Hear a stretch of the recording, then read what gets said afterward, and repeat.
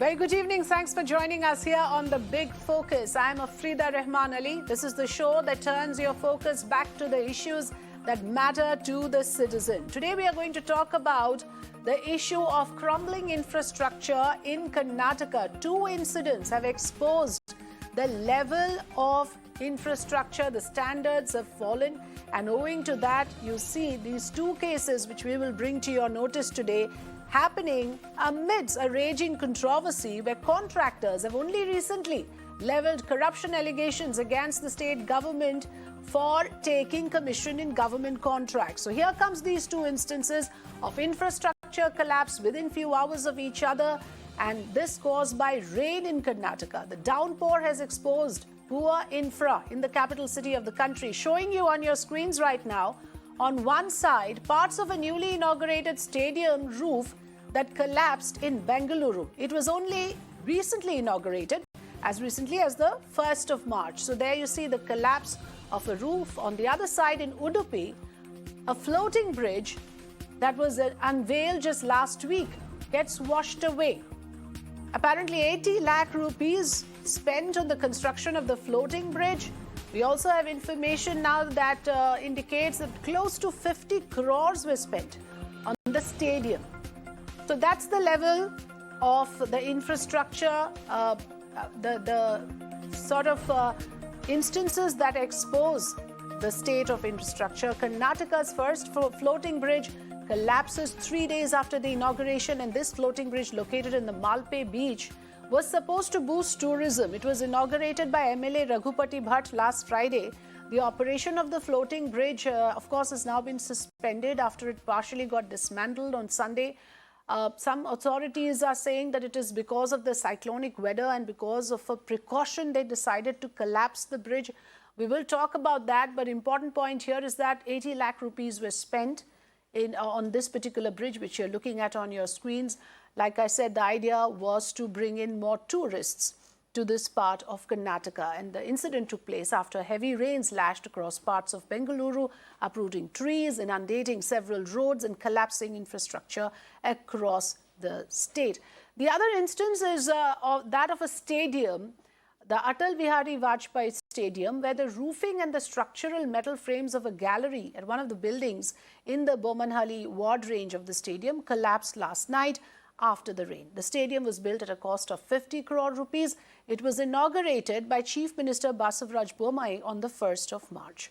So let's first bring our ground report. Our reporters have been talking us through how these infrastructure collapses have happened. Let's first listen in to my colleague Deepak Bopanna reporting from one of those locations. A classic example to show you how the taxpayers' money is being wasted in Karnataka. I'm standing here in Bengaluru's HSR layout at the Atal Bihari Vajpayee Stadium. This was inaugurated by the Chief Minister himself about a month ago. On the 1st of March, there was a grand inauguration ceremony. You can see, of course, a volleyball court, a badminton court, a basketball court, and even a coco court available. But here I'm standing at the area where, there is a gallery made for the people to sit down and watch the matches. And last night, after a little bit of rainfall, you can see the kind of damage that the roofing structure has taken. The entire metal structure has collapsed onto the roadside. There are cranes that have come in now to lift this entire structure. And it's not just, the roofing, it's the entire metal structure in itself that has bent and fallen down because of the rains. Now, these sort of structures are built to sustain heavy rainfall, last for several years. But this is an indication of the poor quality of material that has probably been used that has led to this entire structure collapsing. From the metal to the cement, you can see, and the tiles, all of it is coming apart. You can see even now, just doing this, you can see even the cement that was inside now almost looks like powder. Not just, this particular structure that has probably taken an impact because of the rain. When we walk across this stretch, there are several tiles that are coming apart, giving you an indication of the poor, quality of material that was used and the poor planning in itself of this particular, setup that has been created. Well, joining us here on the program this evening, Mr. T.S. Chandrasekhar, BJP spokesperson, Kavita Reddy, spokesperson of the Congress Party, Tara Krishnaswamy, who is an activist. Thank you so much for joining us. Very good evening. Let's quickly take in a word from my reporter, from our correspondent Neha Hibbale, who's going to tell us about the other incident. Neha, we heard Deepak's report on what happened in that stadium. Tell us more about the floating bridge. There are multiple versions. There is one version that says it was deliberate, it was done as a precaution because this was a collapsible bridge. So what is the truth? Did it collapse because of the rains, or are the authorities trying to wriggle out of the situation?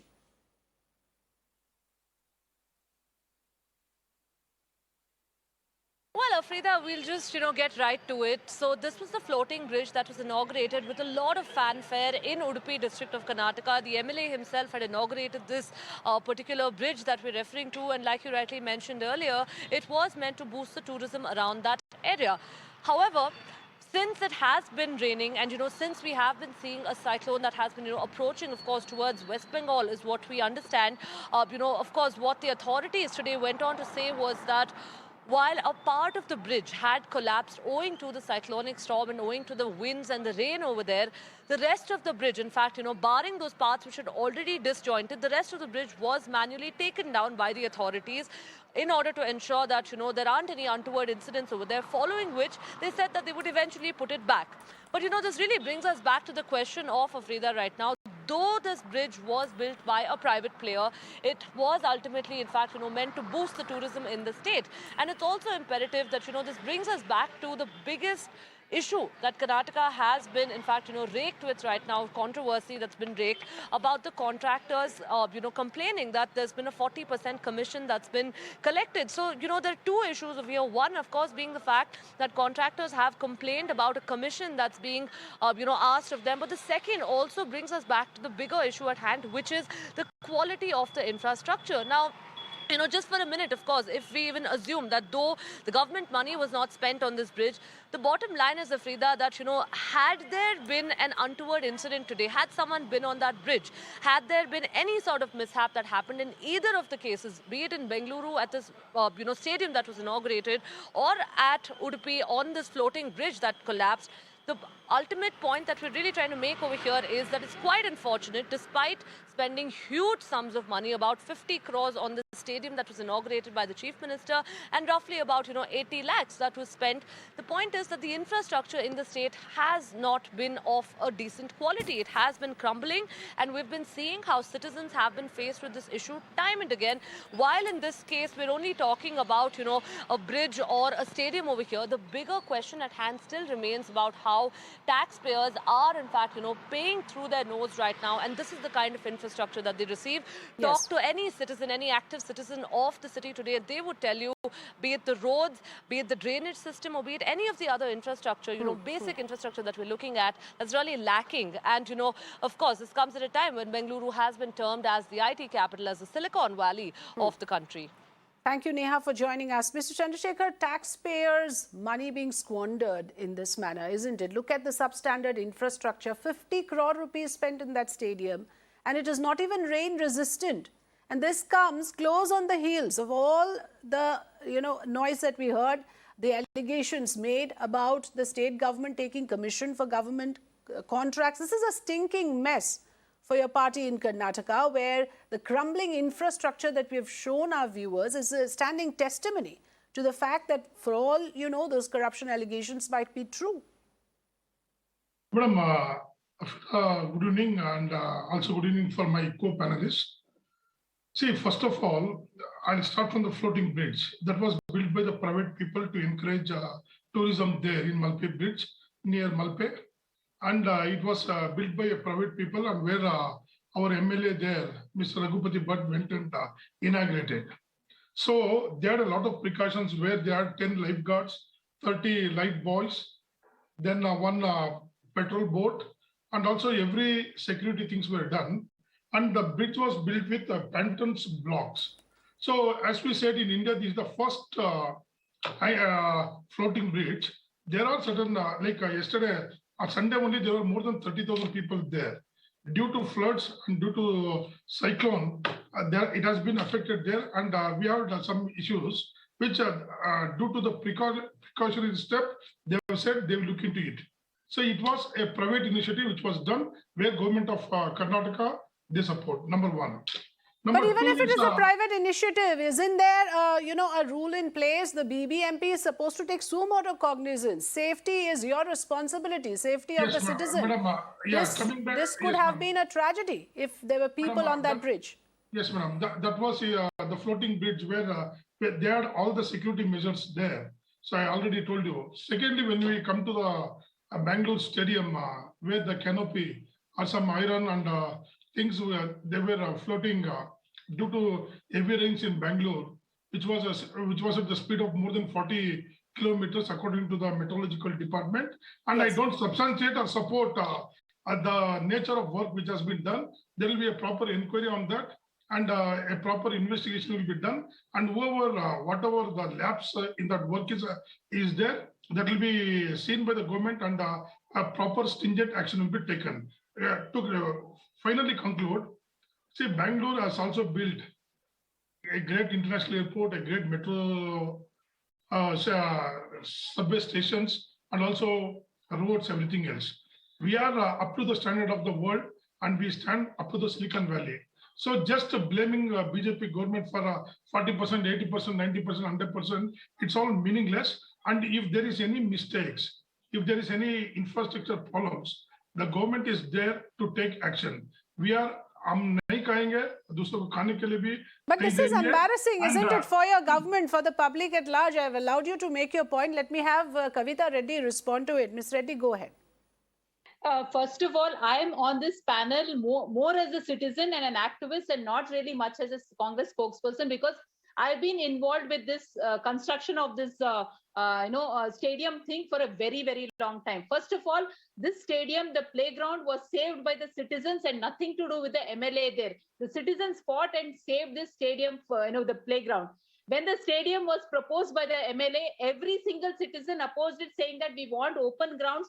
Do not spoil this with bringing in so much of infrastructure to it, because it cannot hold on to the infrastructure. There will be a lot of commercial problems there. He did not listen to us. He bulldozed every single citizen. He kept us out. He locked out of the meeting, and then he proposed this. It was done in a haste, and we knew exactly. Not even one single document was released. The DPR was not given. The project report was not given. The work orders copies were not given. Finally, we went to the court. So let me put it on record that this case is going on against the stadium even today. And the Chief Minister came and inaugurated half of the stadium. And we questioned the Chief Minister why he has inaugurated a stadium which is already in the court. There is a court case going on, and you have bulldozed on the citizens, and you are coming and inaugurating it. What is the example you are setting? This is a question I asked the Chief Minister. I tweeted about it. I wanted to do a protest. They did not allow me to do that. That is the first part. The second part is the public money is wasted on unwanted project. There I can list out in Bommanalli constituency by this MLA, Mr. Satish Reddy, there are 10 projects which are really not required. This money could have been utilized for other projects in the same constituency. He just bulldozed it. He just wanted for his own personal publicity. And you trust me, what Bopanna said, Deepak Bopanna, what he said is exactly right. The entire thing is collapsed. It is not even, it's just basic rain. My house is 500 meters from there. It is basic first rains in Bangalore. The winds are much more stronger in Bangalore. The rains are. It is absolutely appalling that these structures where crores of rupees are being spent is not even rain resistant. That is, I would think, even as a layman, one of the basic things that engineers would do while designing these structures. I will go across to Brinda Adige. Joining us here this evening is also activist Brinda Adige. Thank you for joining us on the program, Brinda. I'll come to you. Let's listen into the people's voices. What do Bangaloreans have to say? People are watching, and they are, in fact, shocked and beyond their wits to see that the infrastructure around them is crumbling in this manner. Let's listen in. Potholes they have to close. Then only I think that rainwater won't stand. Buildings, yeah, definitely. When there's some seepage will be there. So definitely that all water will go inside. What I personally feel is, especially when I'm generally returning from my work, that is a time when I'm generally in hurry, and especially if it's raining at that time, it really becomes an issue because the road is clogged, and I ride a bike. So everywhere I'm going, I don't know where the potholes are, and many of the roads have potholes. So if I'm driving, especially if I'm in a hurry and the road is covered with water, it's generally very difficult to know where the potholes are, and that leads to a lot of accidents. You have to do this better infrastructure because of the wrong construction, wrong this one. The management is very rare. Means you have to change that all. This one. I think this goes back to history in terms of infrastructure planning in Bangalore, which has taken a long time. But I guess it's a matter of time since infrastructure is getting into place. Brinda Adige, the fact of the matter is, once again, we are in a situation where we are, looking at the kind of allegations that were thrown from both the political parties. The politician-contractor nexus is a larger narrative that we have also seen through the various cases that were exposed earlier.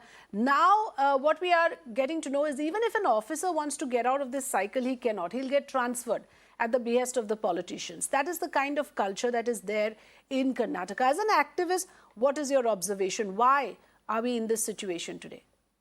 Yes, like you pointed out, Afrida, we are in this situation because our elected representatives have garlanded themselves as feudal lords.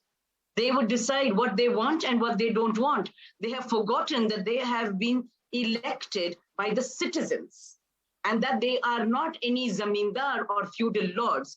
But that apart, we do not have laws where we can pull up these people for this nexus. If this nexus is proved, what happens? Nothing happens. No penal action. Your seat is not taken off. You are not barred from contesting elections. You can even bar elections from the jail. There is no penal action on them. They don't lose out on anything. And that is why this continues again and again.